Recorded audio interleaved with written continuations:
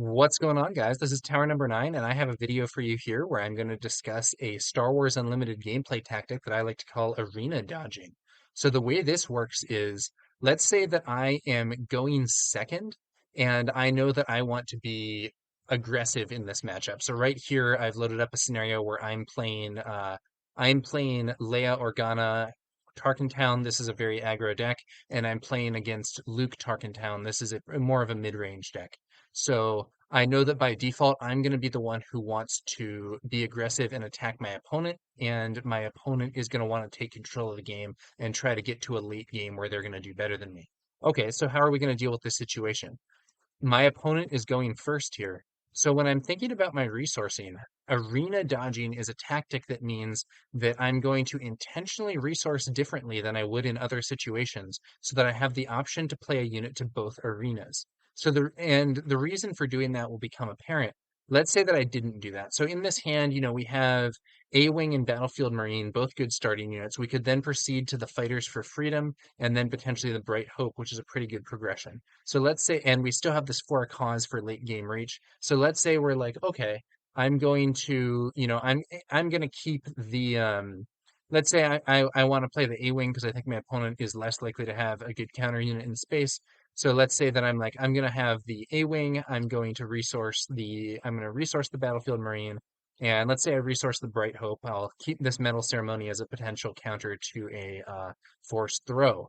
Um, so right now with this hand, I have an immediate play. I have a card after that. This card is protective against something my opponent does. This is the late game reach. This might be a good hand, but here's the problem. If I keep this hand, let's say that my opponent starts by playing an A-Wing of their own. Now I'm in trouble. If I play this A-Wing, my opponent's A-Wing, which has Raid 2 plus 2 power while attacking, and only 3 HP, can attack into mine, deal that 3 damage, remove mine this is on the next turn, and only take 1 damage in return. That's a very bad spot for me to be. So you might say, well, okay, so A-Wing is an especially aggressive unit. Why don't you do that? Why don't you do, what if you changed it and did the Battlefield Marine? The problem is the same sort of issue can happen. So let's say instead of playing that A-Wing, my opponent plays Sabine Wren. 2 cost 2/3 on attack, you may deal 1 damage to the defender or to a base. That can deal 3 damage. So this time, if I play my Battlefield Marine, my opponent can attack with Sabine and immediately trade in this case at the start of the next turn, but that still gets my unit off the board, and I really want that unit to be pushing damage to the enemy base early on. So in order to prevent either of those things from happening, what I'm going to use is a tactic called arena dodging. So when I'm doing my initial resourcing here, knowing that I'm going second, what I'm going to do is I'm going to keep both the A-Wing and the Battlefield Marine. Let's say that I end up resourcing the Metal Ceremony and Bright Hope instead. So in this situation, if my opponent plays Sabine, I can respond by playing the A-Wing. Now my opponent doesn't have an immediate counter. Yes, on the next turn, they might draw and play an open fire or something to kill my unit, but they can't counter it with the stuff that's already on the board. And that means that I'm going to be in a better position to aggressively push damage. Hopefully, this A-Wing is going to be able to get some results on the opposing base. And then very similarly, if instead my opponent plays their A-Wing, I play my Battlefield Marine. And once again, I've dodged the arena where my opponent is present. So very solid tactic here for trying to push some earlier damage. I really recommend this in matchups where you are trying to be the aggressor, and also in matchups where that is more ambiguous. Like maybe it's a mirror, maybe it's something where you're not entirely sure where your opponent's deck falls. Like you're both playing Luke Red and you don't know which view has the stronger late game, something like that. I still think arena dodging is good in those scenarios because it can prevent your opponent from getting an easy win by taking out your unit with their early unit. And against some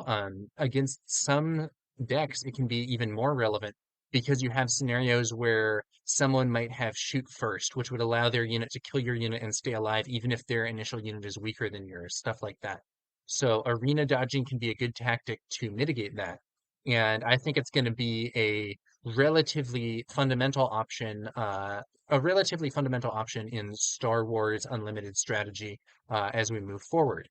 Now, I want to give a quick caveat, which is when do you not want to arena dodge? Well, the answer is if you know that you are the control and your opponent is the aggressor, you might actually want to play to the arena that they're in order to kind of jam them up. So in this situation, let's say that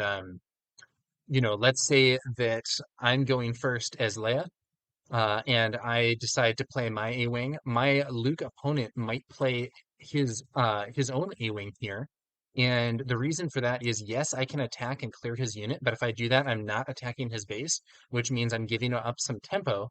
And in this case, he can potentially clear my unit afterwards with Tarkin Town anyway by using it to deal damage to my damaged unit. And yes, I still have my Tarkin Town and will be able to use it in the future, but I've lost a unit that would otherwise be in an aggressive spot. So if you know that you're going to be the control player, it can make sense to play to the same arena as your opponent on purpose. Now, that also means that you might want to do the same kind of resourcing tactic as when arena dodging, where you're trying to put yourself in a place where you can play to both arenas. But in that case, instead of trying to avoid the arena your opponent's in, you might want to be trying to play to the same one. One other note is that this is something that is important when you're going second. When you're going first, um, it makes more sense. It may make more sense to just keep one of those units and use whichever one you think is going to be stronger. Simply because if I am the player going first, since I have the first opportunity on the next turn, most likely, I can potentially take out my opponent's unit if they play something in the same arena, or I can potentially just push damage to the base and force them to be the one to make the attack. And since I'm the one who has the opportunity to make that decision, there isn't the same dynamic where my opponent's unit might constrain my unit from doing anything. Okay, so that's a quick rundown on arena dodging in Star Wars Unlimited. That's a kind of a basic tactic that I've hit upon while tooling around with some of these preview card games. Let me know what you think in the comments below. And yeah, that's going to do it for this one, guys. Thanks to you all for watching. We'll be back later with some more Star Wars Unlimited content. I will catch you guys later.